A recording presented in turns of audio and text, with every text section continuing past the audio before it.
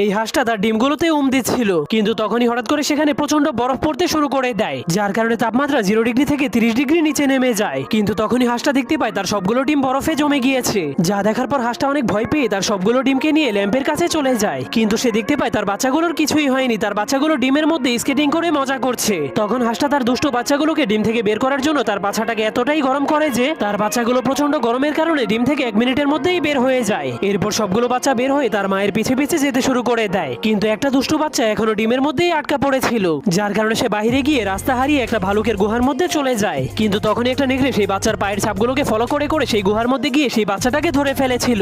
এরপর হাঁসটা যখন তার বাচ্চাগুলোকে গুনতে শুরু করে তখন সে বুঝতে পারে তার একটা বাচ্চা গায়েব হয়ে গেছে, যার কারণে সে পাগল হয়ে সব জায়গাতে তার বাচ্চাটাকে খুঁজতে শুরু করে দেয়। অনেক খোঁজাখুঁজির পর সে দূরবীনের সাহায্যে তার বাচ্চাটাকে খুঁজে পায়। তখন সেই নেকড়েটা অনেক মজা করে তার বাচ্চাটাকে রান্না করার জন্য প্রস্তুতি নিচ্ছিল, কিন্তু তখনই তার ঘরের ঘন্টা বাজলে নেকড়েটা দরজার ছিদ্র দিয়ে চেক করতে শুরু